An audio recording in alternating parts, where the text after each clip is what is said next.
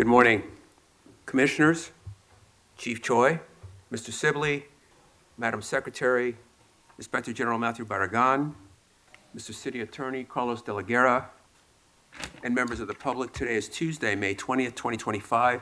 It is 9:30 a.m. This is a regular meeting of the Los Angeles Board of Police Commissioners. Madam Secretary, please call the roll. Good morning. Please let the record reflect Commissioners Suthers, Shields, and Kalanche are present, and we have a quorum. Mr. President? Thank you. We welcome everyone attending this morning. The Police Commission is committed to ensuring equal access to its meetings. It is requested that individuals who require the services of a translator contact the Board Secretary no later than the day preceding the meeting. Whenever possible, a translator will be provided. Sign language interpreters, assistive listening devices, or other auxiliary aids and/or services may be provided upon request. To ensure availability, you are advised to make your request at least 72 hours prior to the meeting you wish to attend. All public comment will be heard during item number 2 on the agenda. We will dedicate a total of 45 minutes to public comment. Members of the public will have 1 minute per agenda item for a maximum of 2 minutes total. At the request of the speaker will be given 1 additional minute for general public comment for a maximum of 3 minutes total. Members of the public, if you choose to participate in the public comment portion of the agenda, you can participate in this meeting in a number of ways outlined on the agenda. Members of the public who participate in public comment are reminded that they can speak to any item on the agenda or a matter within the jurisdiction of the Board of Police Commissioners. Public comment is your opportunity to address the Board, so you are free to express your opinion on matters before the Board and to generally express when you disagree with other opinions expressed. However, directing your comments to other individuals who have spoken or attacking others who have expressed their opinions shall be deemed off-topic, and your public comment period will be concluded. Message for those attending the meeting in person. These meetings are regular meetings between the Board, the Department, and key stakeholders. Meetings of the Board of Police Commissioners are open to the public. The state's Ralph M. Brown Act affords the public the opportunity to be present at the meetings, hear the presentations and dialogue in real time, and provide feedback via the public comment period. During these meetings, there's a need for the Board to carry out the public business expeditiously without delays or disruptions. Members of the audience shall not engage in any conduct which causes an actual disruption of the meeting. Those attending in person are reminded that disruptive behavior will be cause for removal. If you disrupt this meeting, you will be provided with only 1 warning to cease disruptive behavior. If you fail to cease such behavior, you will be removed from the meeting. All attendees must be seated. Failure to follow this rule will result in a warning and/or removal from the meeting. With that, we will now move to item number 1, the report of the Chief of Police. Chief Choi. Thank you. And good morning, President Suthers, Vice President Shields, Commissioner Kalanche, Inspector General Barragan, City Attorney De La Guerra, and Executive Director Sibley. Today, I'll be discussing significant events from the previous 2 weeks, providing a crime update and discussing our personnel strength. So I'll begin by discussing an officer-involved shooting in West Valley area. On May 12th at approximately 21:30 hours, West Valley Patrol Division uniform officers responded to a call of an assault with a deadly weapon. The comments of the call indicated that the suspect was armed with a knife and a frying pan in an apartment complex. It was located at the 1600 block of Reseda Boulevard. As officers arrived, they observed the suspect, later identified as Rafla Arfan, in an agitated state, yelling from the window of his first-floor apartment. Arfan then tried using a frying pan to break the glass of his apartment window. The officers requested a backup. Additional units arrived at scene. Officers formulated a tactical plan and entered the courtyard of the apartment complex. As they entered the courtyard, suspect ran towards the officers while armed with a knife, resulting in a taser deployment as well as an officer-involved shooting. Arfan was struck by gunfire and fell onto the pavement, where he was taken into custody without further incident. He was transported to a local hospital where he was treated for his gunshot wound. Arfan was absentee booked for ADW on a peace officer. No officers or community members were injured during this incident. A black-handled 5-inch kitchen knife was recovered from the scene and booked as evidence. Force Investigation Division investigators responded to the scene and are investigating this incident. We also had another officer-involved shooting in Foothill Division. On May 16th at approximately 12:55 hours, Foothill Division uniform officers responded to a radio call of an assault with a deadly weapon suspect at the 7800 block of Beck Avenue. It's a multi-unit property. The comments of the call indicated the suspect, later identified as Jose Ramos, stabbed his wife multiple times. Upon officers' arrival, they walked to the rear of the location where they were directed by a witness to the adjacent pathway between the units. There, officers encountered Ramos advancing towards them with a knife raised in his right hand, resulting in officer-involved shooting and the deployment of a 40-millimeter less lethal launcher. Ramos was struck by gunfire and fell to the ground. He was then taken into custody without further incident. After the officer-involved shooting, officers continued down the pathway and observed the victim on the ground suffering from multiple stab wounds. The officers rendered aid to both the victim and Ramos until the Los Angeles Fire Department arrived. The victim and Ramos were transported by a rescue ambulance to a local hospital where they both succumbed to their injuries. A knife was recovered next to Ramos and it was booked as evidence. No officers or other community members were injured as a result of the incident. Operations Valley Bureau homicide investigators responded to the scene and are conducting the investigation into the stabbing death of the victim, and Force Investigation Division investigators respond to the scene and are investigating the officer-involved shooting. So year to date now, we've had 15 officer-involved shootings compared to 13 for the same time last year, which is an increase of 15.4%. We also had a pursuit resulting in serious injury. Traffic collision and then serious injury. So on May 12th at approximately 8:30 p.m., officers assigned to the Southwest Division Gang Enforcement Detail were in the area of Santa Rosalia Drive and Hillcrest Drive when they observed a community member enter a vehicle. The individual appeared to be under the influence, so officers attempted to conduct a traffic stop, but the driver accelerated away, initiating a vehicle pursuit. The pursuit traveled southbound on Crenshaw Boulevard, passing Vernon Avenue. As the officers approached the intersection of Bryanhurst, they were involved in a traffic collision with an uninvolved vehicle occupied by 3 community members. The impact caused the uninvolved vehicle to travel southwest, where it collided with a concrete barrier, plastic water barriers, and a chain link fence. The police vehicle also struck the same barriers before coming to rest against the curb. The officers were able to exit their vehicle before it caught fire. The initial vehicle being pursued fled the scene. The driver is known to the officers, and the investigators are conducting follow-up efforts to locate and apprehend the individual. All parties in the collision were transported to Cedars-Sinai Medical Center for treatment. The front passenger of the uninvolved vehicle sustained serious injuries. All others reported injuries that were considered minor or involved complaints of pain at the time of the investigation. Due to the nature of the injuries sustained, members of our department's multidisciplinary collision investigation team, known as MCIT, responded to the scene and are leading the investigation. On May 8th, members of our Metropolitan Division B platoon worked closely with Devonshire area detectives on a pair of burglaries that occurred on May 5th, both involving the same white Volkswagen Atlas and a similar method of operation. Through department resources, they identified the registered owner of the vehicle, who was a resident of Southwest Division with a prior burglary history. Investigative techniques were utilized to conduct surveillance of this individual. On May 8th, the individual was seen in Culver City and later in the Topanga area. Around the same time, a radio call came out reporting suspects in a white Volkswagen SUV wearing black ski masks. Shortly after, a burglary occurred on Clarendon Street, where suspects were seen on surveillance video ransacking a home and stealing a safe containing an AirTag. The AirTag led officers to the residence on Spalding Avenue in Wilshire Division. Surveillance units were redirected to that location and observed suspects unloading property from the Volkswagen Atlas into a home. As officers moved in to contain the scene, multiple suspects fled in different directions, both on foot and in vehicles, prompting 3 separate tactical responses. One suspect was caught tossing a backpack, which was recovered and found to contain a firearm. The Volkswagen Atlas was followed and stopped by responding units. The primary suspect was a sole occupant of the Volkswagen and was taken into custody without incident.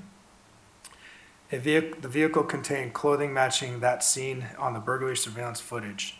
Meanwhile, a black Mercedes fled from the Spalding location and was stopped by Southwest patrol officers. 3 suspects inside the vehicle fled on foot. 2 were apprehended immediately while a perimeter was established for the 3rd suspect. A canine unit responded and successfully located the outstanding suspect.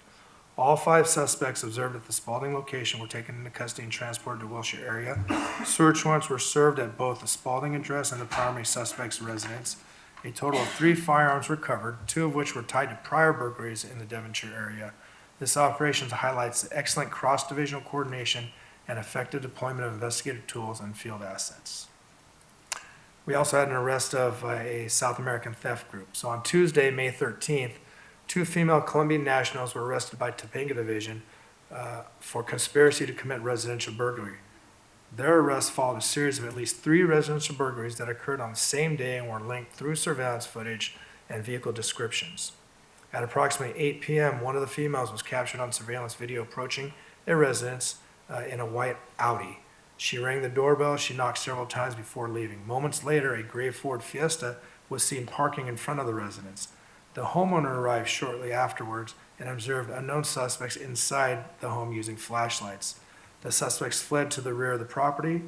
Around 9:30 p.m., a second call reported suspects fleeing from another residence. Air Support located a white Audi seen earlier, and Topanga patrol officers conducted a high-risk stop, detaining the 2 females. Inside the vehicle, officers recovered stolen jewelry, electronics, suspected controlled substance, possibly cocaine, 2 cell phones, stolen license plates, and U.S. currency, all booked as evidence. The investigation revealed that both suspects had been in the U.S. for approximately 1 year.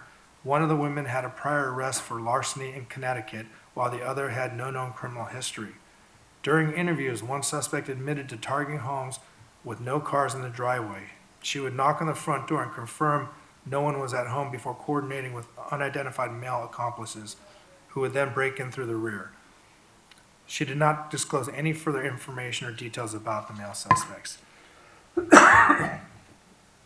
The case was presented to the Van Nuys Branch District Attorney's Office. Prosecutors filed 3 counts of residential burglary against each suspect, as well as 1 count of theft related to the stolen license plate. Bail was set at $225,000 with a $1,275 hold, indicating that the court believed the bail funds may have originated from criminal activity. A 4th burglary that occurred that same evening is also believed to be the work of the same South American theft group, though no direct connection to the 2 arrested suspects has yet been established. Investigators responsible for all 4 cases have been transferred to our Commercial Crimes Division Major Theft Task Force. One more burglary arrest on May 14th at approximately 1:50 p.m. Members of the Los Angeles County Sheriff's Department Major Crimes Bureau Burglary Robbery Task Force were conducting surveillance on a known burglary crew. During the operation, investigators observed 5 suspects enter a residence in the 1600 block of Crescent Heights Boulevard in the city of Los Angeles. A short time later, the suspects exited the home carrying stolen property and entered a silver BMW sedan. The vehicle was later confirmed to be a rental car with stolen license plates. With the assistance of Hollywood Division patrol officers, the vehicle was stopped and all 5 suspects were taken into custody without incident. The suspects included 4 adults and 1 juvenile. 1 adult had a prior criminal history involving burglary and firearm offenses. The juvenile suspect was on probation and had previously been implicated in a 2024 burglary case in Hollywood Division. A search of the suspect's vehicle revealed a range of tools and equipment commonly used in organized burglaries, including burglary tools, gloves and a baklava-style face mask, walkie-talkies, a radio scanner tuned to the Hollywood Division's frequency, and a Wi-Fi signal jammer. All the stolen property from the Crescent Heights burglary was recovered at scene and returned to the victim. The case is currently being prepared for submission to the District Attorney's Office for filing consideration. Moving on to crime. For the most recent 4-week period from April 20th to May 17th, combined persons and property crime are down 12% compared to the previous 4-week period. Specifically, we saw a 4.8% decrease in person crimes and a 14.1% decrease in property crimes, resulting in over 1,000 fewer reported offenses citywide. Homicides continue to trend downward. Year to date, the city has experienced a 28.6% decrease in homicides compared to the same period in 2024. That's 32 fewer lives lost. When looking at shooting victims, we're also seeing significant progress. Victims shot are down 13.3% year to date, or 53 fewer people shot compared to 2024. Aggravated assaults remain relatively stable over the last 4 weeks. There's been a slight increase citywide, or just 0.2%, or 2 additional incidents. We have seen an increase in domestic violence-related assaults, which is driving the number of these incidents. However, there is no significant trend or pattern that is identified. Robberies are down 12.4% over the past 4 weeks, with 73 fewer incidents compared to the prior 4-week period. In terms of robbery types, strong arm robberies accounted for nearly 46% of all robberies, while firearm-involved robberies were down 20.4%, or 28 fewer cases, making up about 21% of the total robberies. Burglaries have also declined across all bureaus, down 13.1%, or 118 fewer cases over the last 4 weeks. Residential burglaries are down 8.3%, with 523 incidents during the most recent 4-week period. Motor vehicle thefts are also down 6.4% citywide in the last 4 weeks, a reduction of 98 incidents. The most common stolen vehicles remain consistently the Toyota Tacoma, Chevy Silverado, Hyundai Elantra, Honda CR-Vs, Honda Accords, and Civics. Couple of last points, comments I'd like to make. Last week was National Police Week in Washington, D.C., where Chief McDonald, our honor platoon, and our surviving families participated in a ceremony honoring our fallen officers. Additionally, command staff and rank and file participated in the Police Unity Tour, where we ride from New Jersey to Washington, D.C. to raise money for the National Police Officers Memorial Wall to honor our fallen officers. I'm thankful for all those that participated in honoring these officers that gave their ultimate sacrifice. Then lastly, our personnel strength as of May 19th, sworn is at 8720, civilian personnel is at 2658, and our reserve officers remain 362. That concludes my comments. Thank you, Chief, and thank you for the update. Also, thank you to all the personnel who were able to participate last week in National Police Week, and you personally participating in a Police Unity Tour ride. Appreciate that. I don't have any other comments or questions on the Chief's report. Vice President Shields. Thank you. Just a question about the pursuit that led to serious injury. I understand that the investigation is underway, but has the department taken any steps to kind of examine in real time to determine whether there should be any changes to protocols, like the speed at which the car was traveling, what, how it went through the intersection, whether an airship was used, all of these types of factors? Are you assessing that to see how this collision could have potentially been avoided in the future? Yes, so in all pursuits, and especially those that involve traffic collisions, there's a pursuit investigation where a supervisor collects the information and does an investigation, and all those things you mentioned, was an airship, requested, did they go into tracking, were they able to, were the speed appropriate, did they use it? All that stuff is assessed, especially in an MSIT investigation where there's serious injury. So now you have traffic experts out there assessing all of these things. That information is briefed to the chief of police, and it's much like a critical incident brief, or previously known as 72-hour brief, that decisions will be made whether the officers should continue being able to drive, should they be restricted until they go through training. Those decisions will happen once that MSIT brief is done. And I'm thinking more of like lessons learned for the department, so that officers know in the future, hey, this is dangerous, or avoid doing X, right? Like just trying to see what lessons learned, or we should try to make sure that certain conduct is, pursuits are stopped earlier, or, any other types of factors that you're trying to take into consideration. So that the last thing we want to see are, community members who are completely uninvolved be victims of these types of pursuits. Absolutely. We're out there trying to save lives and help people, and the last thing we want to do is injure people. So those issues or those concerns are evaluated, and if there's anything that we see, and these officers are office operations, if I see something or the chief sees something, we can absolutely look at policy if it needs to be changed. At this point, we haven't determined if speed or if there was any other factors that contribute to this, and once we do, we can make that assessment. Thank you, Chief.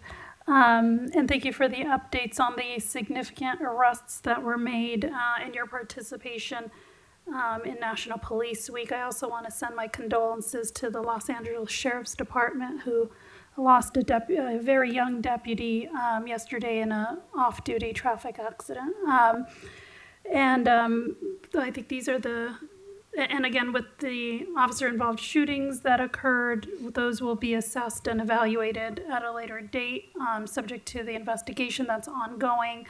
I also understand that the victim who was stabbed multiple times, the officers attempted to render aid to the victim, and that can also be a very traumatic incident. Have the officers been, given any resources to deal with that type of stress? Yes, absolutely. BSS was contacted and they responded out there. Okay, thank you. Thank you. Commissioner Kalanche. Thank you. Thank you, Chief Joy. Just an additional question. I had very similar questions about the traffic collision, the pursuit. Maybe I missed this, but did you mention, or maybe you can provide this information, how many patrol, and I know this is GED, but how many patrol cars are actually in the pursuit? I don't have that information right now. Once MSIP briefs us, we'll have all those details. Okay, that was it. Thank you. Thank you. We'll now move on to item number 2 on the agenda, public comment. Madam Secretary, please call the first speaker. The first speaker is Michael Herbert.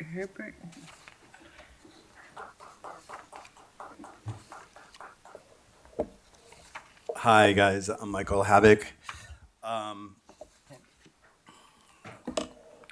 here. I'm sorry. I'm here in 1965. I was at the police academy watching my dad graduate and become an LAPD officer. I've been a part of this community ever since. On June 1st last year, I was violently attacked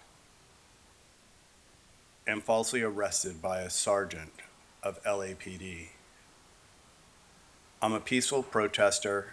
I'm an advocate for children, an advocate for pets.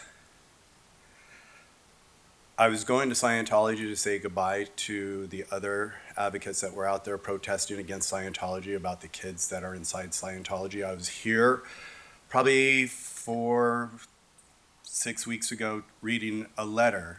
My husband was reading a letter about a pedophile that they found a letter on an executive's computer in Scientology. I need help. June 1st is coming around. It's going to be a year. I've reported this. I filled out paperwork. I haven't heard a word from anybody about this. I was arrested. I was injured. While I was there, I walked up to a sergeant that I thought I had spoken to before, and I was walking right next to him, and I just simply said to him, "Remember, there are kids in there that we're just trying to get out. We're here to support the kids." The sergeant paused for a second, thought about what I said, turned around and attacked me and shoved me to my left, which was on the side that I just had a hip replacement. I heard a pop. I ended up in Kaiser. As I was at a Kaiser, the arresting officer was sitting there joking with their security and said, "Oh, do you know why he's being arrested? Because he slugged our sergeant in the face." From there, my care at the hospital completely changed. When I went down and got processed down here, the officer said the exact same thing to every officer there as I was being booked, and my treatment there as well had changed. I was in jail for 3 days. My attorney called to get bail. They had told my attorney that I already saw a judge and bail was denied. I need your help. Matthew, Dominic, Rasha. I can't see your name, sorry. Can It's we, okay. Yeah, and can the Inspector General's office also be involved? Thank you. yeah, thank you. The next speaker, Audit LA. He's a low protester, and it's very important to know he never slugged anybody, and he really does need the help. It was unfair and uncalled for. But I also, a little bit of housekeeping. I've been for a month now telling you guys that the button outside the door does not work. The disabled button, so it makes it almost impossible for me, because they put those buttons there when doors are at a certain, I can't just put it, so I can't get in on my own without it, and it's been a month. But I want to talk about, and also Scientology. There's 2 legal cases against them right now. One of them's in LA. It's for a child bride case. She was coerced to marry her person who was sexually assaulting her, according to, this is her allegations. And instead of reporting it as a victim, she was 16, he was 26. And they basically forced them to get married to cover things up.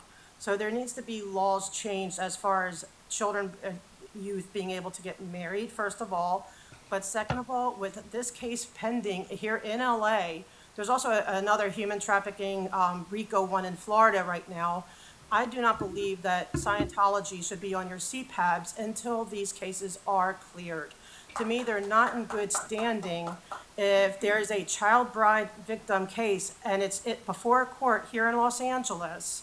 Okay, that is serious charges that she was forced to marry her abuser, and that she is then, and then you have like Janet Wieland and these people on your CPABs. I've been coming here for a long time saying they don't belong on your CPABs. But it looks bad. It's in bad form, because if they are found guilty of this, which in my opinion they likely will be, because it's systemic, the abuse.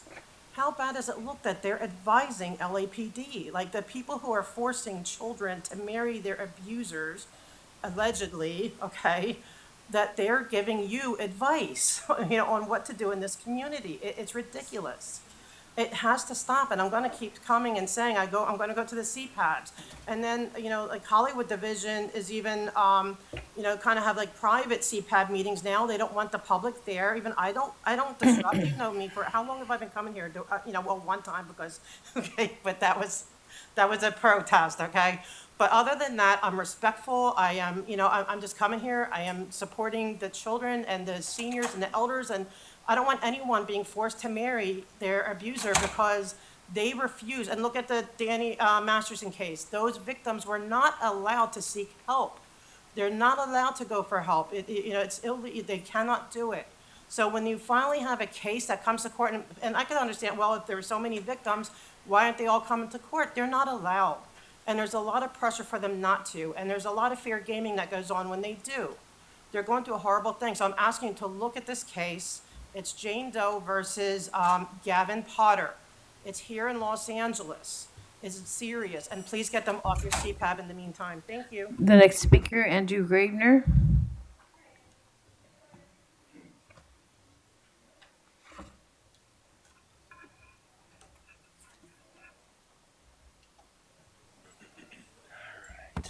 Starting off with the Chiefs report. The Chiefs report should be limited to a maximum of 3 minutes at every meeting. If the Chiefs report exceeds 3 minutes, we shall match the amount of time the Chief takes. Regardless of how long the Chief takes to give his report, everyone should be able to speak both in person and on the phone. Otherwise, the Chief report goes on way too long.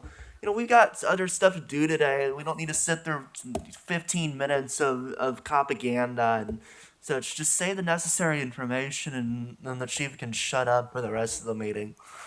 But again, I find it kind of interesting y'all were interested in kind of concerned about the car chases, but we know that nothing is going to go on about that. Because the car chases, the news stations love the car chases because they're great ratings for the news stations. They love seeing the LAPD speed down the highway, down the street, injuring other people, causing major crashes and damage and harm to the community and everything. Because it's great for those TV ratings. So you're just going to keep speeding down the street and all that stuff, and you're continuing to shoot and kill people too. That's the main thing that's up this year. Crime itself is down, but you apparently need more money while the rest of the city sees mass layoffs and funding cuts and everything. But you need more money. we have the consent agenda. For the consent agenda, we have a donation for 10 automated license plate readers so that you can send more data to Trump immigration officials and all kinds of stuff. But remember that you don't assist Trump immigration officials except for when you're but here you are getting more automated license plate readers to send more data to Trump immigration officials. We have a donation for the equipment for the bomb squad so that they can blow up another neighborhood.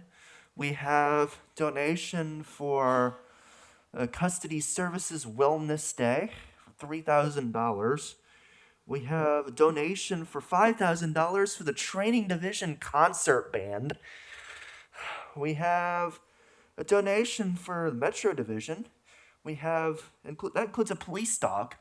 So for the information of the public, where's the police dog coming from? Just curious. It's not mentioned on here? I assume since you're hiding it, I assume it's from the kennel named after the bunker that Hitler hid out in at the end of World War II. I assume. Since you're not mentioning it, so I assume that's where the dog is coming from. Why are you hiding that information? Everyone knows where you're getting the dog from. Next on Zoom, we have Defend the LAPD.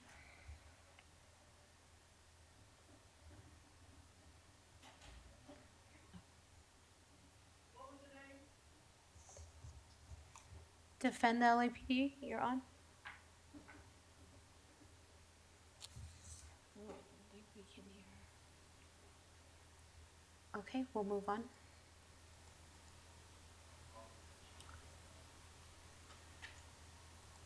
We have Minister Kelly A. Clift.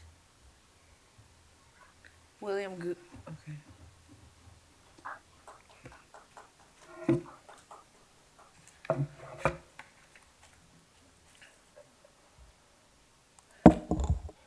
Minister Miss Kelly Cliff, I would like to make a complaint. May 17th, I tried to make a 911 police call.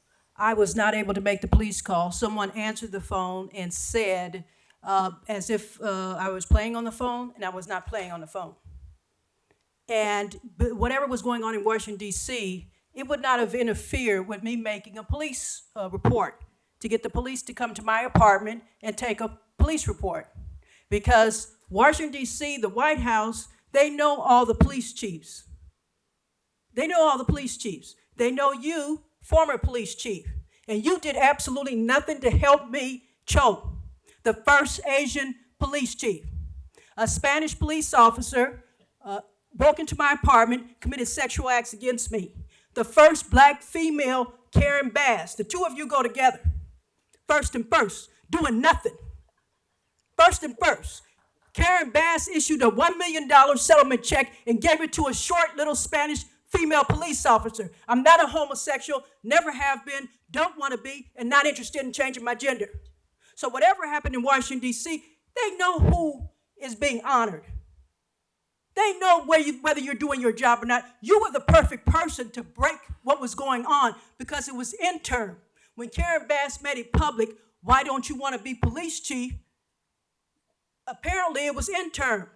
You were the person to break what was going on. I'm the lady that was raped in the sleep by Barack Obama and Bill Clinton, courtesy of California. It happened in Barack Obama, Denny's restaurant in Culver City, California. Denny's restaurant has been demolished. You were the person to break what was going on. It was interim. You were interim police chief, Karen Bass, first black female mayor. I met the first black mayor, Thomas Bradley. Thomas Bradley was giving me an award. Thomas Bradley looked at my name and he asked me, was my name spelled correctly? And my answer was no. Now, the first black male mayor looked at my name. My name didn't look correct. You, Karen Bass, Los Angeles City Council, first black female mayor, don't see anything wrong with this. You ought to you're ashamed of yourself, and you're a disgrace to the Asian community. You were the person to break what was going on. I am, and you can verify I'm telling the truth. I'm Minister Miss Kelly Cliff. How can I witness Jesus Christ to people when you police chiefs allow people to be raped, robbed, and murdered, steal their estates, get police officers to steal their estates? How can I witness Jesus Christ? If you take time to read the Bible, Jesus Christ was a strong man. Ma'am, thank you. Thank you, ma'am. Thank you. Thank you. Madam Secretary, please call The the next speaker, please, is Megan.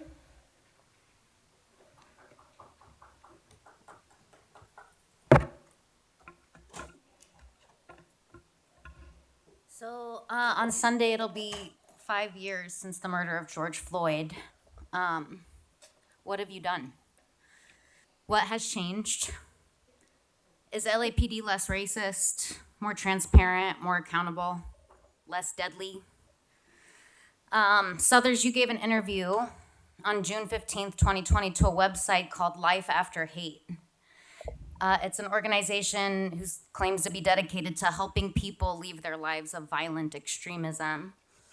It was really something to read your words there and compare it to the Earl Southers that I have come to know. Quote, just because a person has done something criminal doesn't make them any less of a human being. You don't treat them like less than a human being because now you're taking them into custody. I bet Jermaine Pettit would be surprised to hear that. I bet Keenan Anderson would be surprised to hear that. I bet Earl Collier would be surprised to hear that. I bet Yang Yang would be surprised to hear that. I bet Linda Becerra Moran would be surprised to hear that. Did any of the people I just mentioned even commit a crime? Quote, I think what's going to happen is that law enforcement agencies and municipalities are going to have to open their doors to community members who want to have these very frank and candid discussions.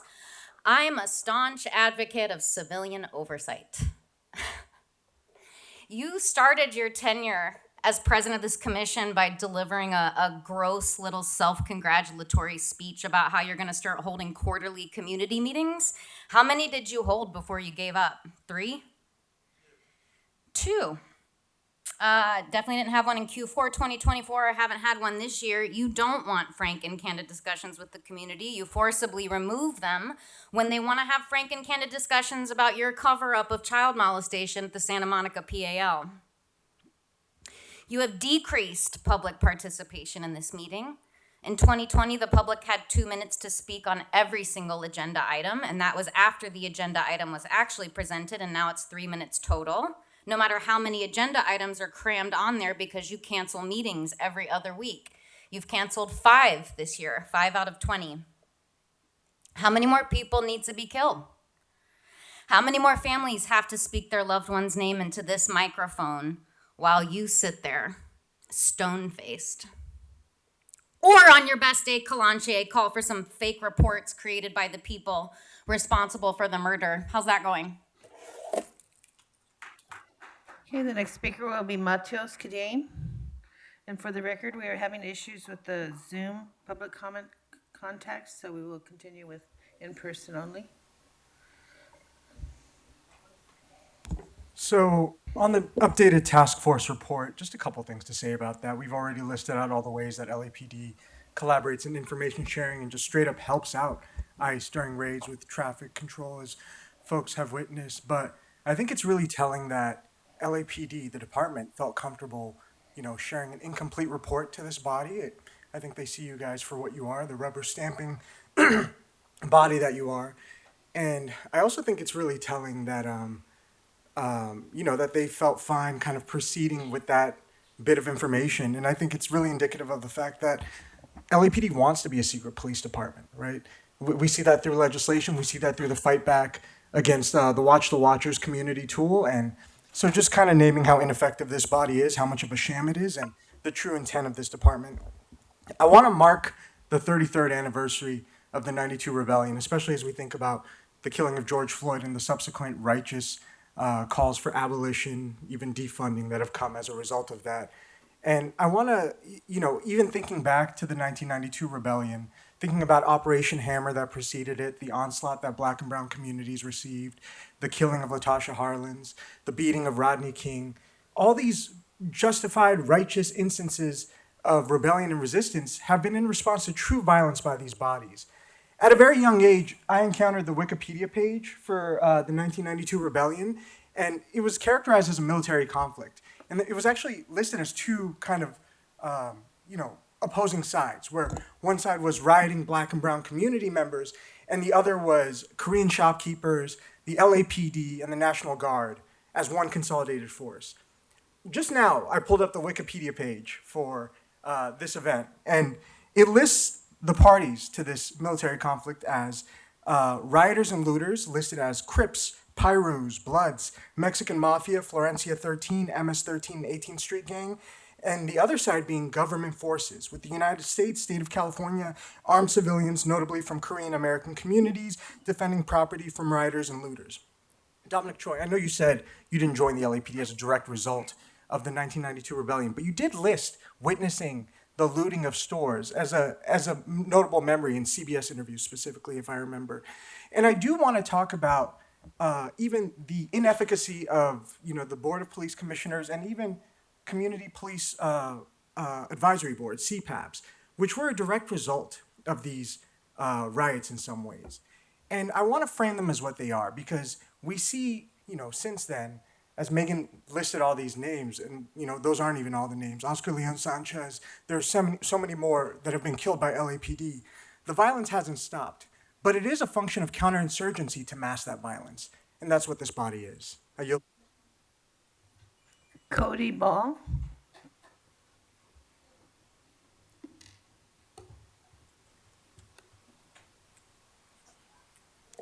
At your last meeting, you introduced your annual report, which is designed to list the federal task forces that LAPD participates in.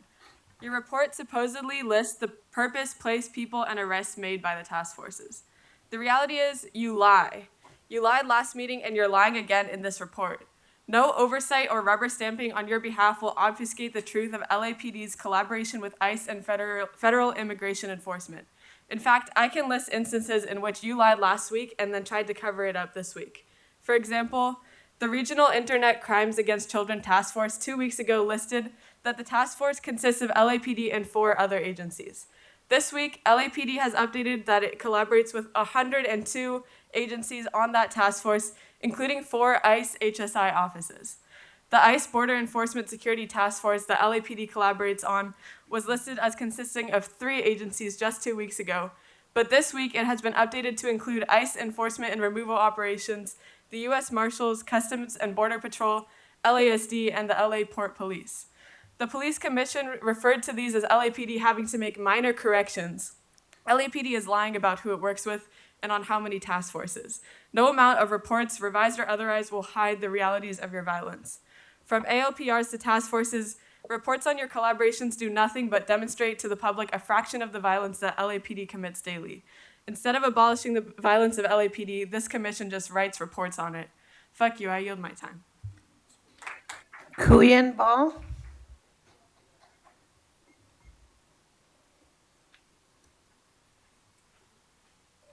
Dominic, I'm so glad you decided to join us today.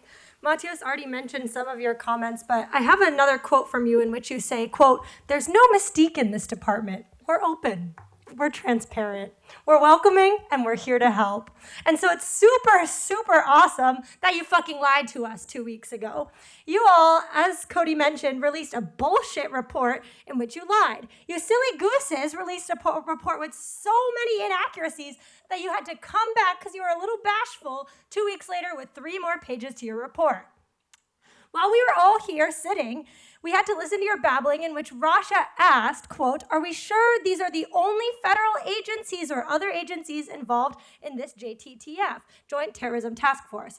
The LAPD presenter, the one you all brought, said, quote, "Correct." That is how we report it. After being directed to update the report, however, LAPD now lists that it works with an additional 14 agencies, plus the original 2 listed. It is not previously listed that ICE HSI was on the JTTF, but this week's report does list that. JTTF is one of the many task forces on which the police and federal agencies investigate, share information about, and track people who may not have even committed a fucking crime, but may only be, quote, suspected of committing a crime in the future. Reports of, quote, suspicious activity, or SARS, are sent to this task force, which is housed and has a physical presence in LAPD. Furthermore, this report lists task forces on which LAPD works with federal agencies on investigations in which a person may or may not have considered a crime, and a person's information is then shared between task force agencies regardless of what crime they've committed. An example of this is the Joint Terrorism Task Force, which works with the local fusion center. LAPD reports and shares a person's information with the JTTF based only on the supposed suspicion that they might be doing something. This is collaboration with DHS, this is collaboration with ICE, and this is actively sharing information with federal immigration law enforcement with the purpose of deporting and abducting people. Speaking of information gathering of people who may or may not have committed a crime, you're also getting new ALPRs again. Are you serious? Of which your own audit reports that 320 million photographs have been taken, 99.9% of which are of people and license plates unaffiliated with any hot list whatsoever. That's ridiculous. Fuck you. Once again, I yield the rest of my time. Grace Zhang.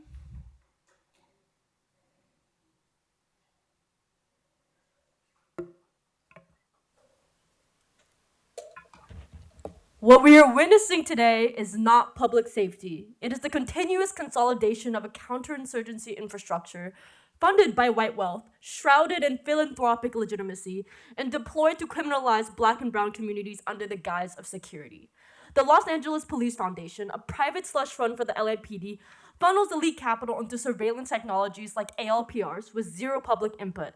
That these new cameras are being installed around the Westfield Century City Mall and the LA Country Club is no accident. Surveillance is not about safety, it is about maintaining racialized property relations, shielding wealth from the people who are dispossessed to preserve it.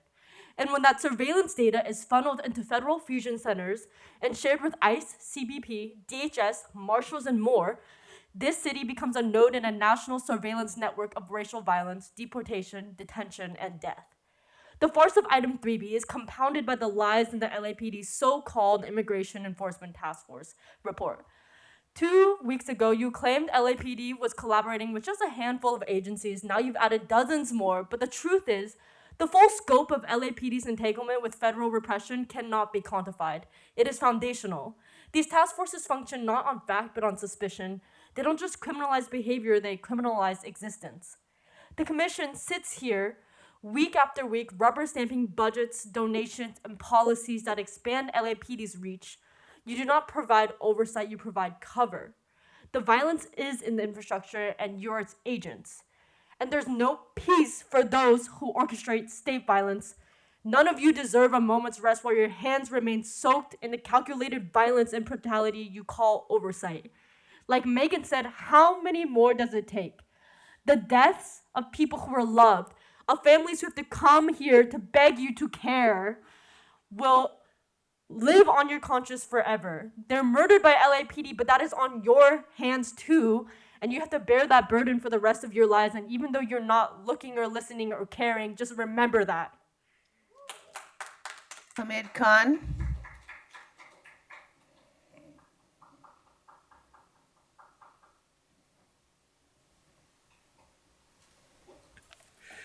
As we continue to bear them and completely just I don't even know what more to say, because I think we also have to recognize that how flawed by design this institution is.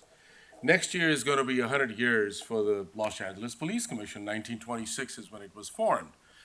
Now, how do you create an oversight body, but throughout history, when shit happens, you have to bring independent agencies to investigate the oversight body and the agencies that are committing these crimes? Watts Rebellion, McCone Commission, a former CIA director. Let's go to fast forward to what Matios was talking about, Rodney King, that 1992 rebellion. Then you have Christopher Commission. Then you have William Webster's Commission. Christopher was Clinton's Secretary of State. William Webster was a CIA director. Fast forward to 2000 in Rampart Division. What happens? You have the DOJ that's going to sue the city and forces a consent decree. 187 paragraphs. 187 paragraphs, that's what the most intense fucking consent decree that has been around in the history of the United States, of any police department. Let's fast forward to 2020. Now, let's not even go anywhere. 3 different independent commissions are set up to investigate. What the fuck are these people doing? I mean, who are these people? So I think to expect them to do anything beyond the rubber stamp body is foolish or naive. But I think it's only like, just where the heck, and even using that language is a waste of time, like where the heck is your conscience? Kalancha, you were running a youth organization, immigrant youth. Time after time, we are bearing this thing that they are collaborating 24/7 through various systems with ICE and the federal government. Time after time, we come back that how they are targeting youth, how black and brown youth have been targeted very, very, very precisely, that they get hunted by various programs. PATH. Do you know what PATH is? Providing alternatives to hinder extremism, an LAPD program. So at what point does your conscience come back and say that I have to forget everything else? You have to face your community. You have to face the very youth that you're supposed to offer them some sense of safety. So why did you get caught up in this lie? Because as my comrade Matios also said, the sanctuary is a binary. Either it is or it's not. You can't do circles around it. And you definitely can't do circles around us because we're not going anywhere. We're going to stay loud. We're going to stay disruptive. We're going to continue to expose this shit. And we are, people are learning more and more and more and more that what's going on. The only way to stop it is to shut down these programs. Thank you. The next speaker, please, Henry Marini.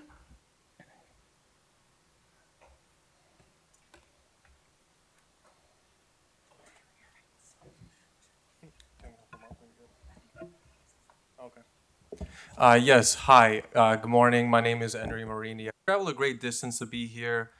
I don't want to take and belabor the points that were made earlier. We all know what this is. This is high school. Let's be serious, all right? I have some serious dirt on several of your officers. I know their TikTok handles. I know their Instagram handles. But that's not really why I'm here. This is high school, and I know what you guys do to your officers after the fact when we name them here. So I want to incentivize you to go ahead and, I'm not going to use the word bully, okay, but I want you to go ahead and push Heredia to stop doing the fucking private CPABs, all right? Captain Heredia, I know for a fact, is working with Scientology. It's not really about Scientology, but go do your high school thing. You, and you. Go and pressure Heredia to say, bro, why are you working with a kiddie trafficking cult, all right? Why are you harassing these innocent people and not holding a simple fucking public meeting? It's the stupidest shit to get in trouble of. And I know you guys know that. So go do your high school thing. Go tell Captain Heredia, stop being a Scientology simp. Because I saw his ass and a couple of his goons, literally, and I'll replay it for you, at the Hollywood station. They put up a sign unlawfully and didn't give notice that it was canceled. Here's the replay.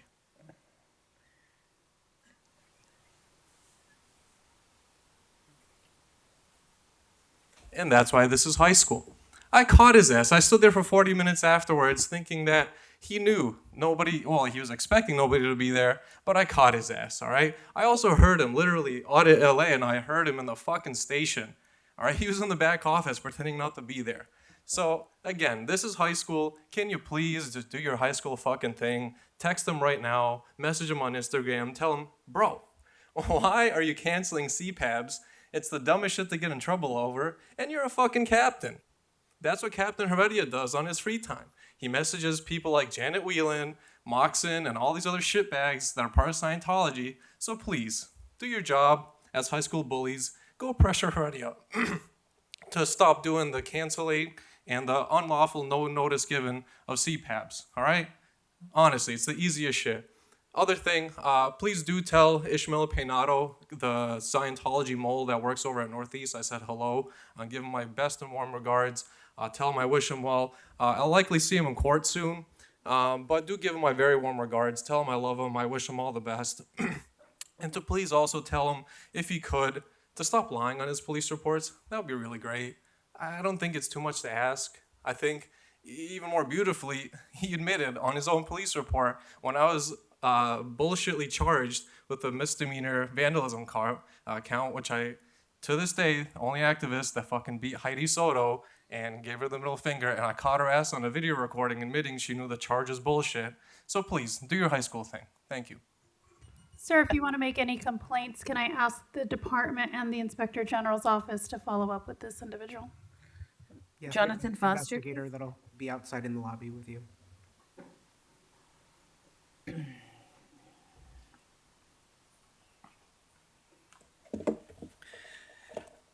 Jonathan Foster, I cannot believe the topics that have come up today because I've already got them written down 4 weeks ago.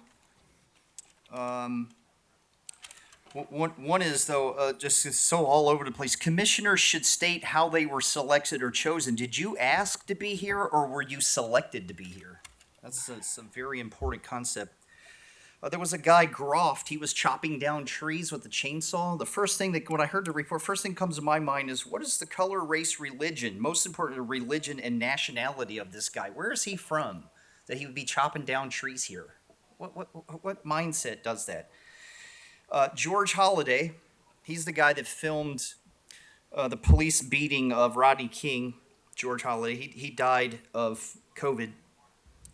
And they brought up canines today. There's this Dr. Rashid Ritchie on YouTube, and he was talking about the cops in Montgomery were cracking jokes about an innocent black man. They sent the dog in, it bit his leg, he bled to death. So, all right, this one. This will be an ongoing conversation with him in the office around conducting an audit of the use of force training and a report back. We can set up some time to sit down, go through what's most important we potentially can find to improve the training, ultimately the outcome.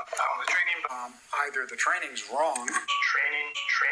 training. We can set up some time to sit down. So he's going to set up some time to sit down and talk, and that needs a cam. And everybody that's on a CPAB must wear a cam. You 5 need cams. So that's that introduction. I only got a minute and 20 seconds to talk about something I spoke about, the mentally ill people that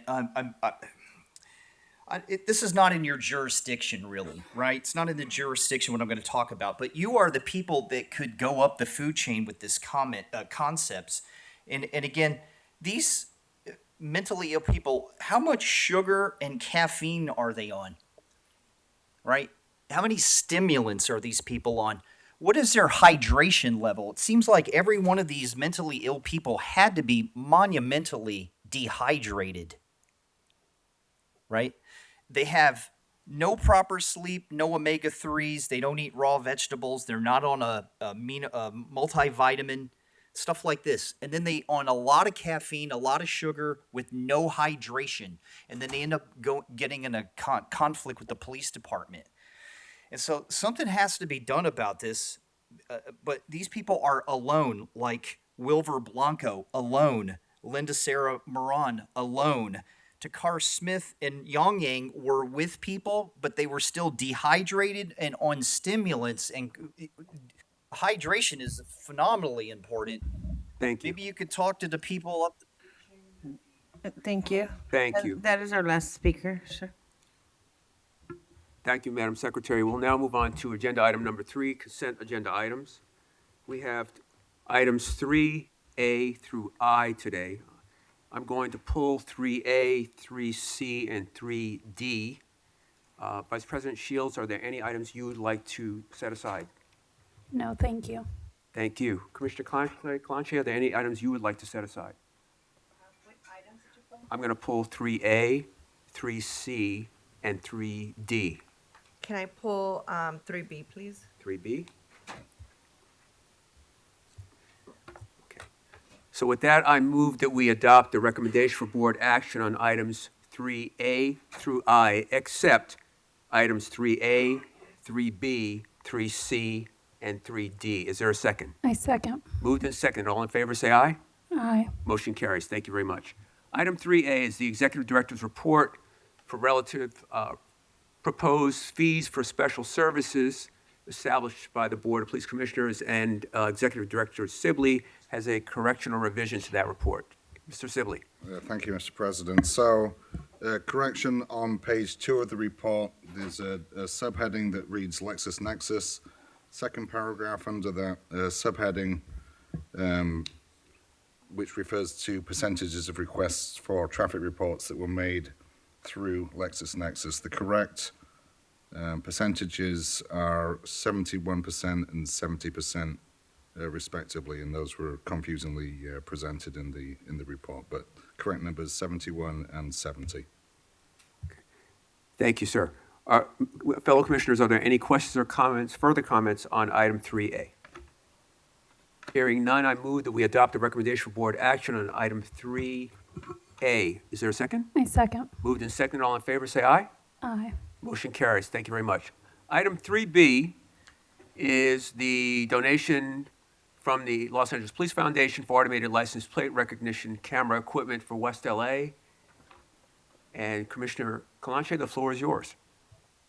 Thank you. Do we have anybody from the department?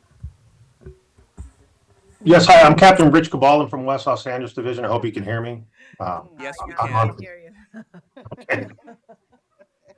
Must be loud. It was really loud. Loud and Good morning, clear. good morning, Commissioners. Good morning. Quick question. These cameras, actually, this is a more broader question.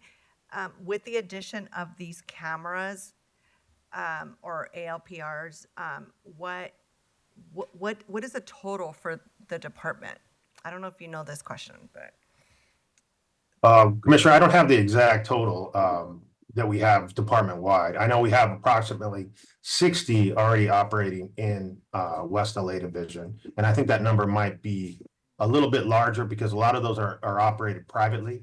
Because I know we approved a request not that long ago.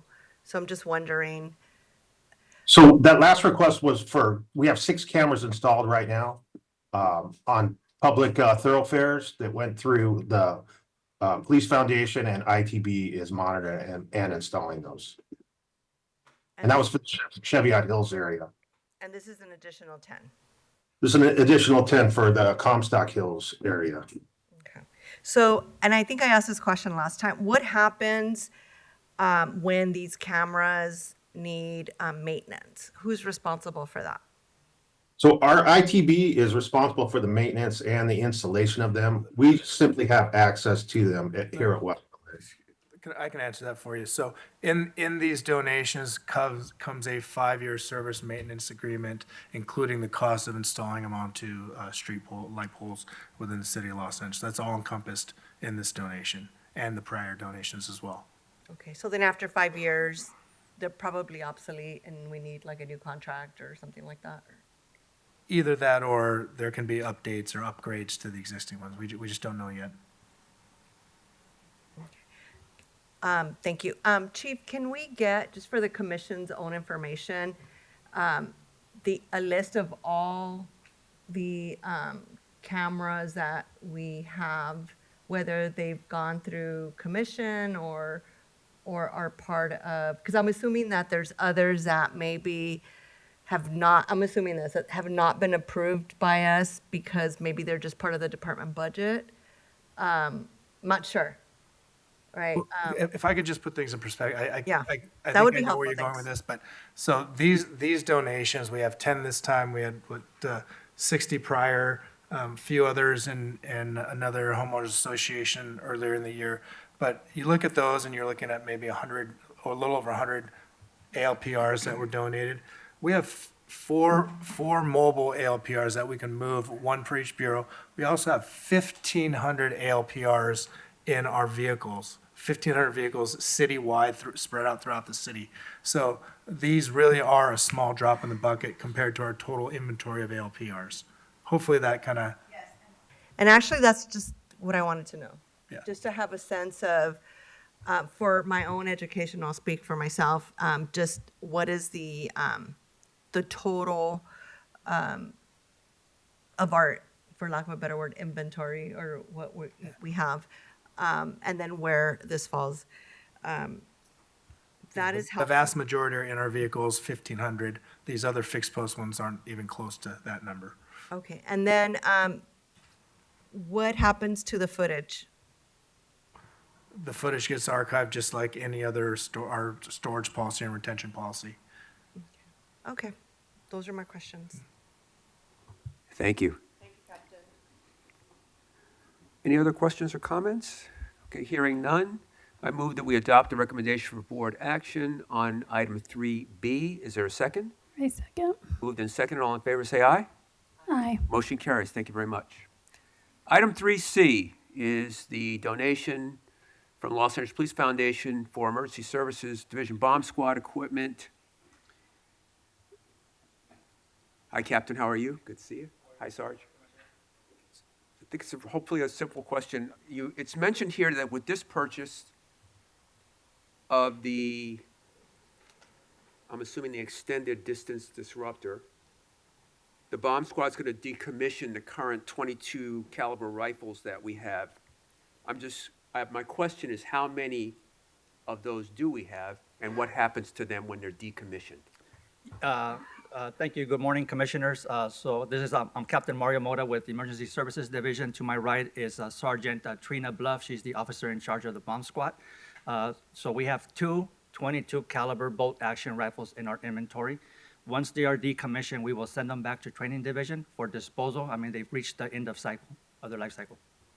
Excellent, thank you. Are there any other questions or comments regarding this item? Okay, Captain, Sergeant, thank you very much. Thank you. With that, I move that we adopt the recommendation for board action on item 3C. Is there a second? Moved and seconded. All in favor, say aye. Aye. Motion carries. Thank you very much. Item 3D is the donation from Los Angeles Police Foundation for operations for Central Bureau Community Outreach. And do we have someone? We have Chief Tingrides. Good to see you. Good morning, Commissioners. Good morning. So these questions, the question I have are regarding three things. The grant's going to allow for OCB to host a number of things here. I'd like for the public, let's say public's education, if you will, if you wouldn't mind mentioning or identifying the activities concerned with three initiatives that you have under your command. The Safe Summer Initiative, the Central Bureau Cares Initiative, and the Victim Support Initiative, just so people understand what this funding is going to and what those programs do.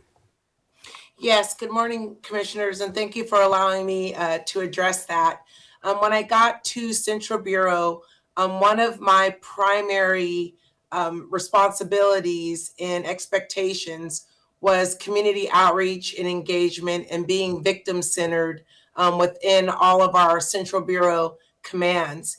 It was something that I brought with me from South Bureau that seemed to foster relationships and help uplift the victims in our communities. And so in looking at the resources that we currently had within Central Bureau, I wanted to ensure that I created these categories so that our officers could continue to engage and interact and build relationships and trust with the communities throughout Central Bureau. So starting with item number 1 is our Safe Summer Initiative. And the premise behind that Safe Summer Initiative is to pick a location within one of my 5 commands where we've seen an increase in violence and have a safe summer kickoff centered around that neighborhood engagement area to bring our gang reduction and youth development partners, to bring jobs, our schools, our churches, our clergy, and really activate that community where we've seen an increase in violent crime, to be able to provide jobs and then connect our youth and families to resources. The second request was the Citizens Police Academy. Right now, all of our divisions do a Citizens Police Academy, and oftentimes that funding is utilized out of the pockets of our officers or our senior lead officers. And so with support from the Bureau, I requested some of the funds go towards that so that our community relations officer assigned to Central Bureau could also help the divisions in make our community citizens police academies more robust. The third initiative is the Operation Central Bureau CARES initiative. And that was really to focus on our youth and our community members and to be able to activate the community during times where there's a food desert or food insecurities, when officers come across a family that may need a backpack or an item that their family's not able to obtain themselves, that our officers can foster those relationships and show that the Los Angeles Police Department cares about our victims and cares about our families. The fourth initiative was our victim support initiative. And this was something that I did in South Bureau that I wanted to bring to Central Bureau. And that was centered around our justice for murdered victims. Oftentimes when a crime is committed and the victim has been interviewed by our detectives, those families get forgotten about. And that victim support initiative, we'd like to adopt these families and be there for them even after this crime has occurred. So all of these initiatives are something that our commands are already doing. Central Bureau has not had funding specifically where the Bureau can oversee these things and help support our captains and the officers in the work that they're doing. Thank you, Chief. And I'm going to ask Chief Choi, these are extraordinary programs as it relates to outreach, and perhaps I'm just not recalling now, but do we in any way document or present the metrics behind the participants in these programs each year? Citywide, on an annual basis, I don't believe we track that metrics. Okay. Meaning attendance to each of these events. I believe if you ask about specific events, we can get you the response of the attendance of those events. I think it would be useful for the public to understand just how many people take advantage of these programs, what kind of impact they have, particularly the one regarding the Safe Summer Initiative as it relates to employment. Those are things that I think that are very positive programs that I really would appreciate knowing how many people are taking advantage of it and what kind of impact we're having with regards to this outreach. Okay, we can do that. Okay, thank you. And Chief Tengrides, again, thank you for bringing some programs from South Bureau to Central Bureau. Glad you're there. And thank men and women under your command for carrying out these programs. I think they're very important to building that bridge between the department and the community. Appreciate it. Thank you, commissioners.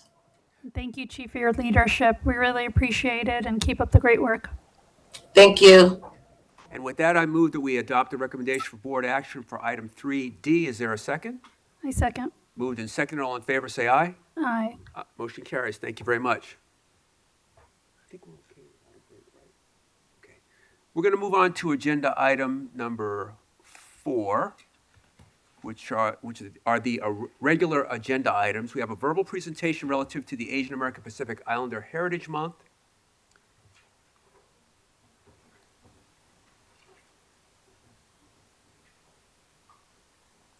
Okay. Captain, good morning. And good morning.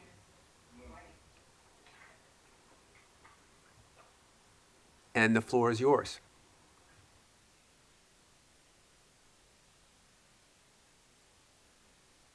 And if you would both introduce yourselves, and the floor is yours.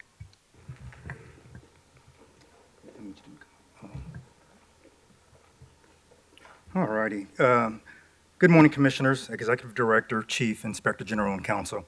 I am Captain Curtis McIntyre, Commanding Officer of Diversity, Equity, and Inclusion Division. With me today, I have Training Division and the President of the Law Enforcement Association of Asian Pacifics, also known as LEAP. We're here to present for the Asian American Pacific Islander Heritage Month.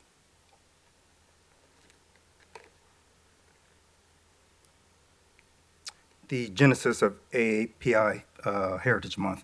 May 7th, 1843, the first Japanese immigrants arrived in the United States. May 10th, 1869, the first transcontinental railroad in the U.S. was completed with significant contributions from Chinese pioneers. In 1882, Congress enacted the Chinese Exclusion Act, which banned Chinese immigration for 20 years. In 1979, President Jimmy Carter signed a resolution designating the first week of May as the Asian Pacific American Heritage Week. Then in 1992, May was officially designated as AAPI Heritage Month. And why we celebrate? We celebrate the vast diversity within the AAPI community. We promote the understanding and empathy between different communities. We honor the rich history, and we're also raising awareness and educating the public about AAPI history, culture, and ongoing challenges. And then we also recognize the contributions to American society. Good morning, Commissioners. My name is Lieutenant Wong, and I'm the President of the Law Enforcement Association of Asian Pacifics. This is a quote from Mahatma Gandhi: "A nation's culture resides in the hearts and in the soul of its people." Wanted to share a video. I believe we shared this last year. And why we find this very historic is because Lung Yep was the first Asian American officer on the LAPD, but not only on the LAPD, in the continental United States. And what's the important information is that his great-grandson, retired Russ Wong, Lieutenant Russ Wong, was on the department, and he retired in 2007. So I wanted to show this video just because I believe it's just fascinating that we had the first Asian American in the LAPD. And this is his swearing in with Chief of Police Sebastian.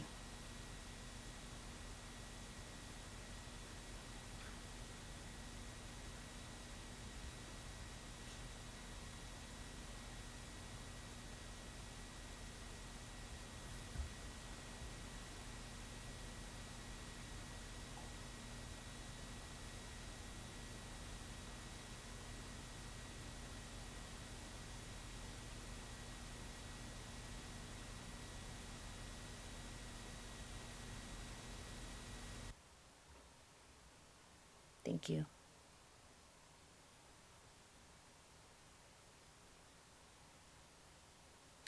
I wanted to just highlight some of our notable AAPIs. We have Joyce Cano, who was our first policewoman. Just to name a few, our first AAPI killed in line of duty was Gary Murakami. We also have up there our first civilian, male and female AAPI.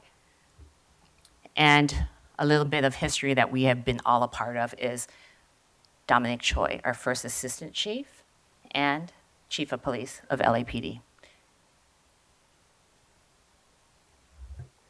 Here are the current demographics for AAPI within LAPD.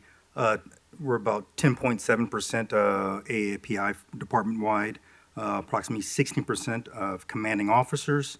For lieutenants and below, we're at 10.6%. For the civilian side, we're at 15%, and then for civilian commanding officers, we're at 23%.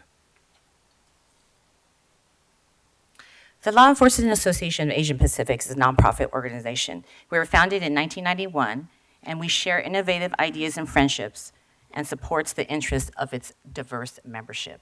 Our goals are education, career development for the sworn and civilian, advocacy, mentorship, training, promotional preparation seminars, and community outreach. Our brother and sister organization is the Korean American Law Enforcement Organization, KALEO. It was founded in 2018, also a nonprofit dedicated to promoting and fostering cultural understanding of Korean American law enforcement personnel across the nation and around the world. Their goals and initiatives are mentorship, safety seminars, hate crime initiatives, engaging in the community, and community outreach.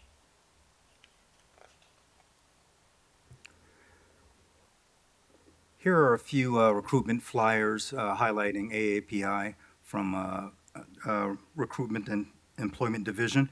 And RED will continue to support affinity groups and commanding officer requests to attend events such as tomorrow there's a symposium for AAPI and OWB at Los Angeles High School in the evening.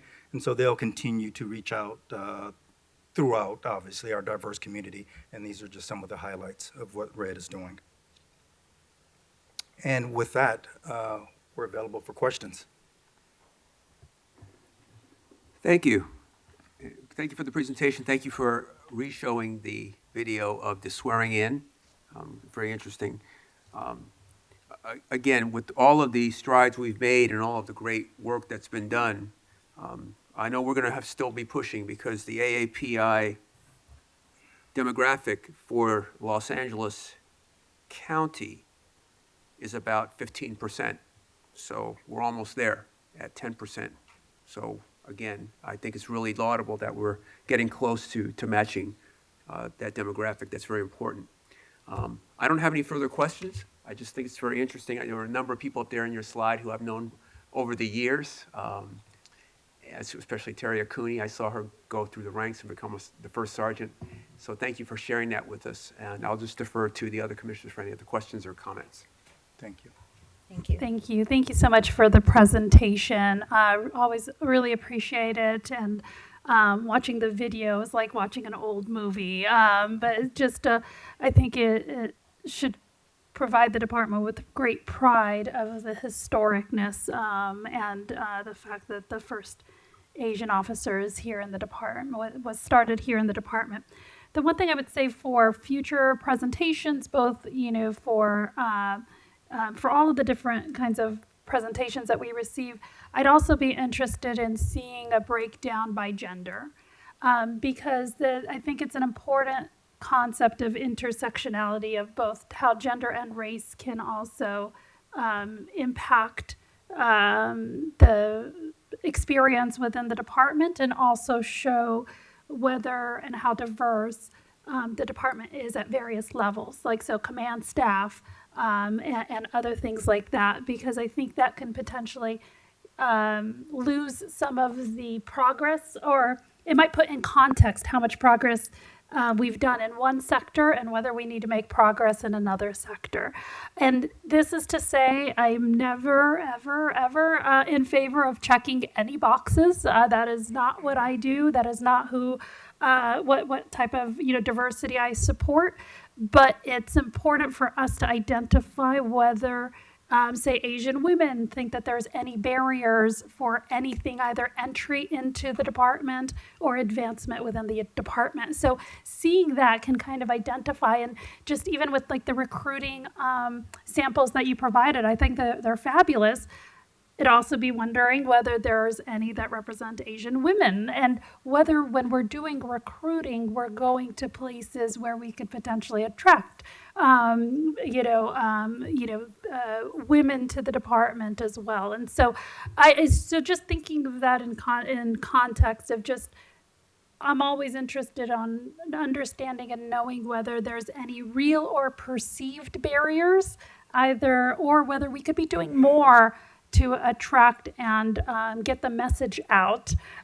So sometimes the numbers and statistics help to identify opportunities, but they are not a reason to say we need to go hire X number of people, right? We're always looking for the best, but we also want to look for opportunities to see whether there may be a demographic that is untapped or could be more explored. Also wanted to ask just a question about whether there's any type of education to the Asian community about kind of the nobility of the profession. And I've heard in the past that there are sometimes Asian families who will not encourage their children to go into law enforcement because it's not seen as prestigious or things like that. Is there any truth to that, or anything that you've seen and that we can potentially help educate and explain why it is such a noble profession when done right? I believe we've evolved a lot since the last 30 years. It has been in the past where our cultures have frowned upon this profession because we're not doctors or lawyers. But again, we have evolved and we are out in the community. And as personnel on this department, we are the biggest recruiters on this department. So when we're out at recruitment functions or at parades, this is the prime time to recruit. And we do have a lot of interest from the younger generation now that's coming up where has transitioned into a more notable profession here. So we do see that. So we are out there actively wherever we are during meetings or in the public. We are always actively recruiting the Asian Americans. Wonderful. Thank you so much. Thank you for the presentation. Welcome. Thank you. Commissioner Kalanche. Again, thank you for the presentation. I have a couple of questions. One is, well, I'll ask both of them at the same time. What are some of the challenges for API personnel? Like, I know that through LEAP, you're trying to address a lot of these different issues. And then what are some of the challenges for the API community that we serve? So just if you want to share, I think that's important information for us to learn about.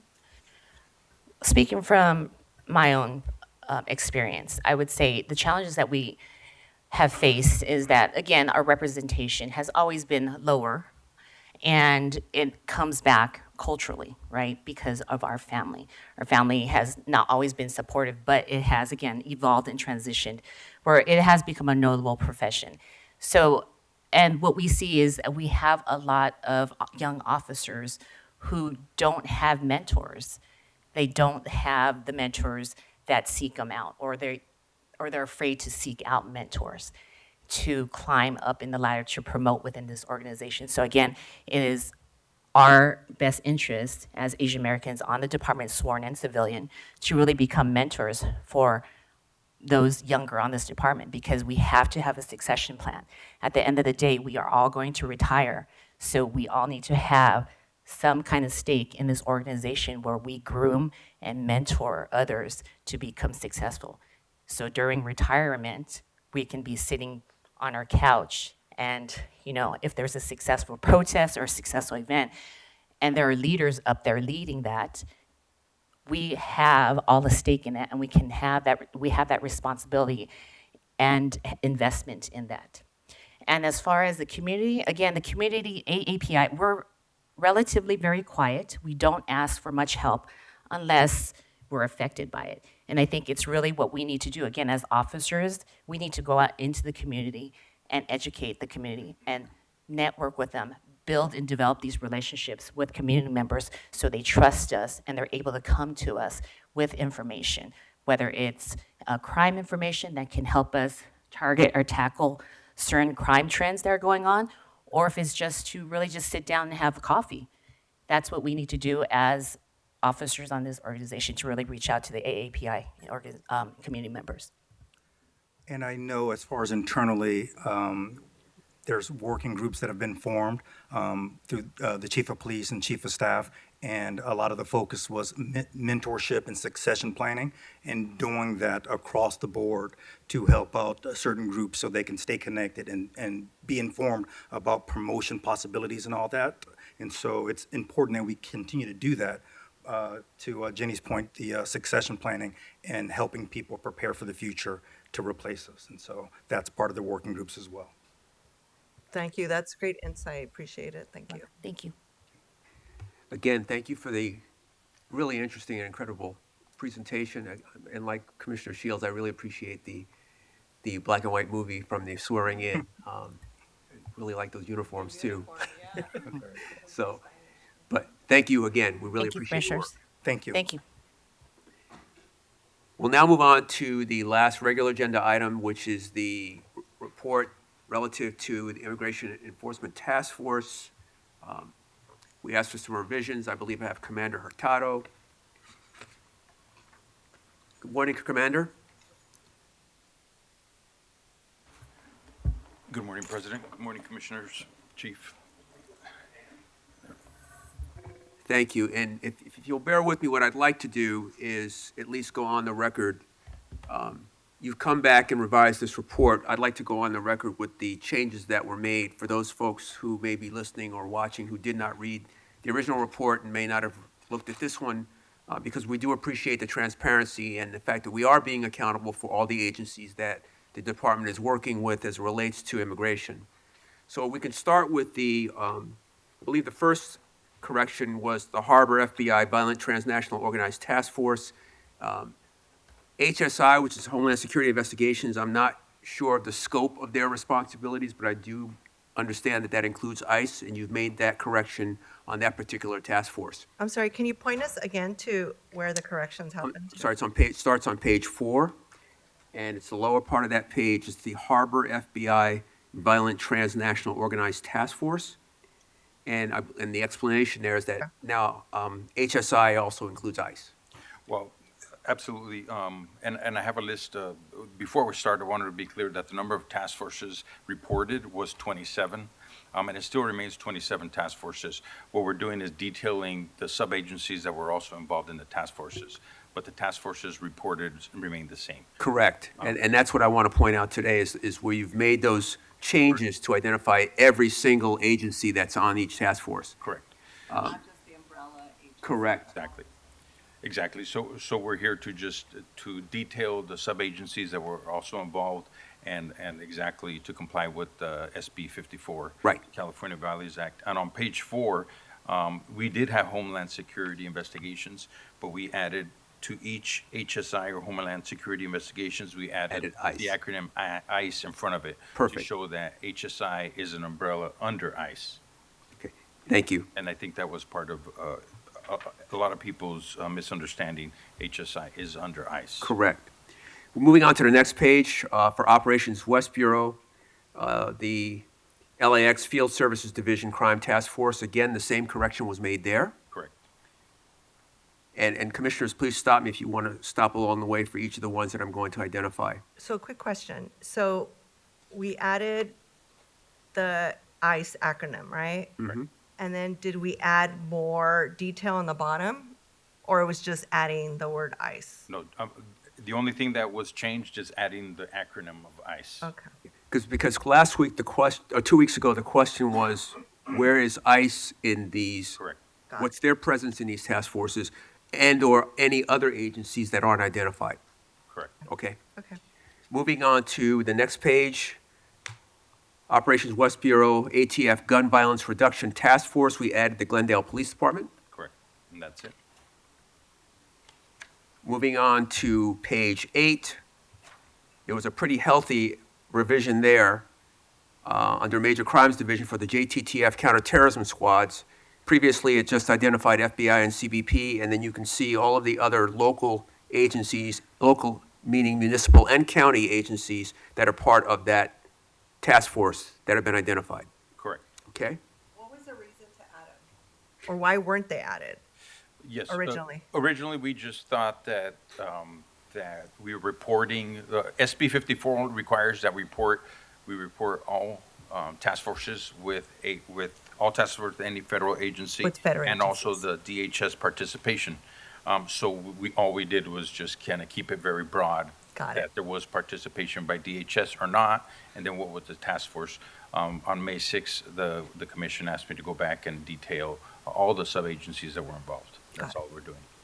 And I think it's really important to understand the breadth and scope of these task forces, particularly this one. I mean, because you've got naval CIS involved, as far away as Ontario, Riverside, CHP. So again, that's important. We'll go on to page 9.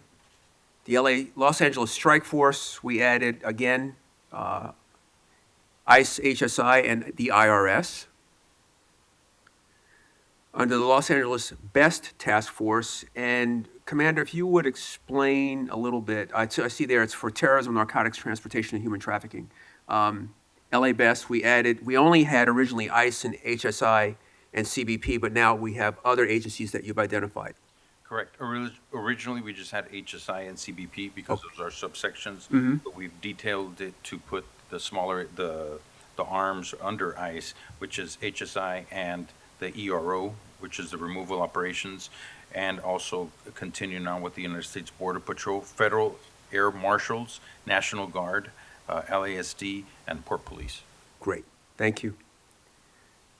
Moving on to the Asian Organized Crime Task Force, we added ICE, HSI, LA Sheriff's Department, and El Monte PD, as well as IRS. Yes, sir. We go on to a couple more pages to the Detective Bureau for Robbery Homicide Division. We've got the Robbery Homicide Division, HSI, Los Angeles Gang Task Force, and there we clarified that it was ICE and HSI. Correct. Under commercial crimes, we added the CHP.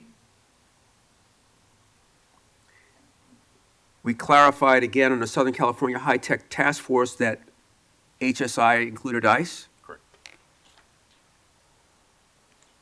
Significant revision on the Southern California Intellectual Property Enforcement Task Force on page 12, where originally I believe we only had CBP and the FBI, and we've added a number of additional federal agencies and state agencies to that list of participants. Correct. Are you, I'm sorry, President, under the Southern California Intellectual Property? Yes. Okay.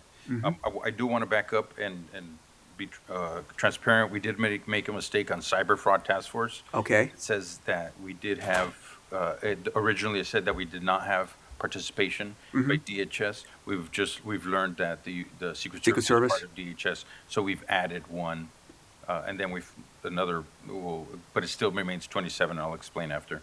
But we did add a DHS participation because the U.S. Secret Service is part of DHS. So the Cyber Fraud Task Force should say Secret Service and DHS? Correct. Or? No, just, yes. Oh, I see. Got it. Okay.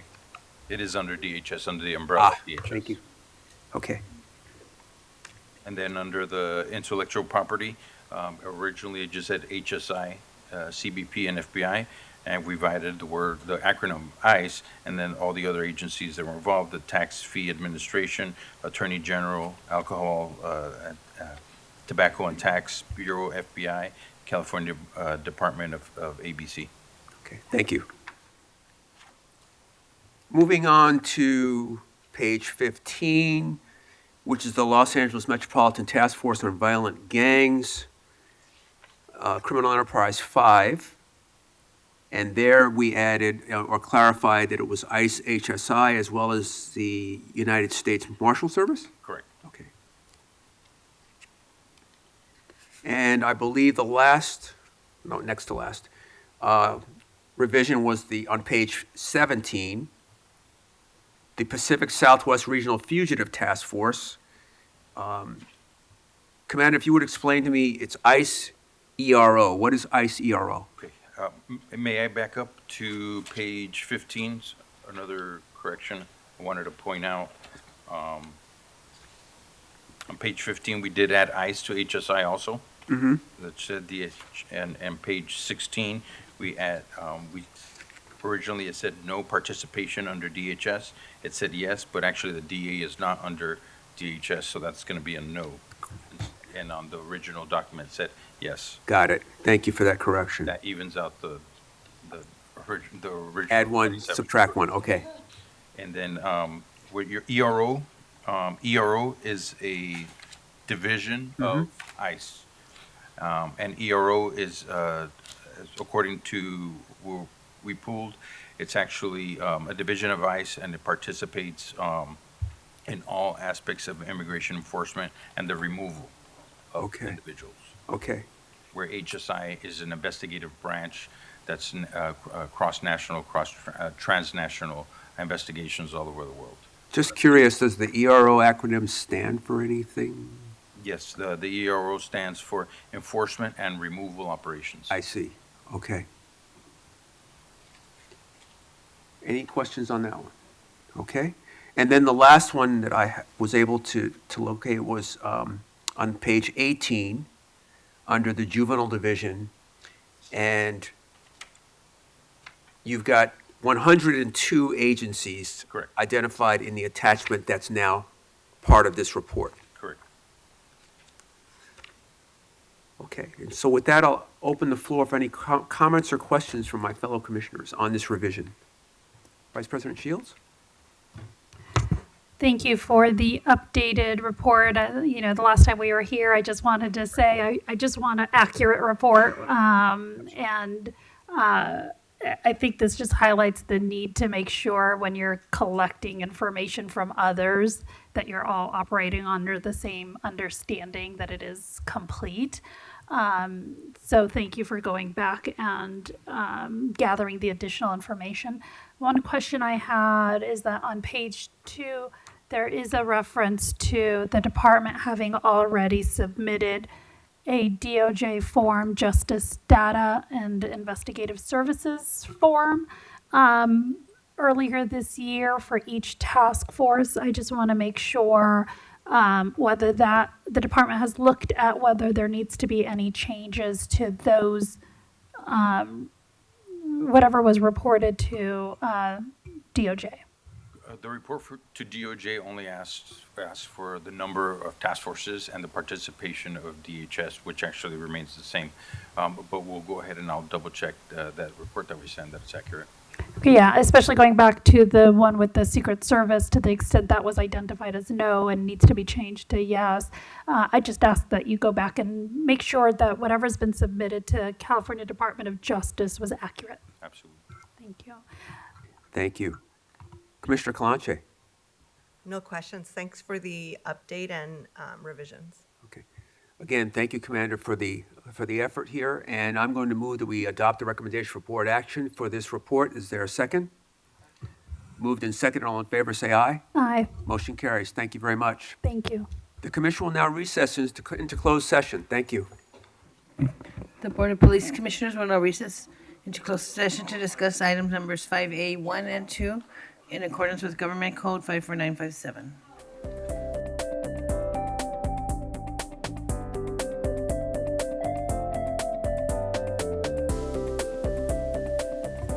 The commission has concluded closed session. We'll have a readout by Executive Director Sibley. Mr. Sibley. Thank you, Mr. President. So reporting on agenda item 5A.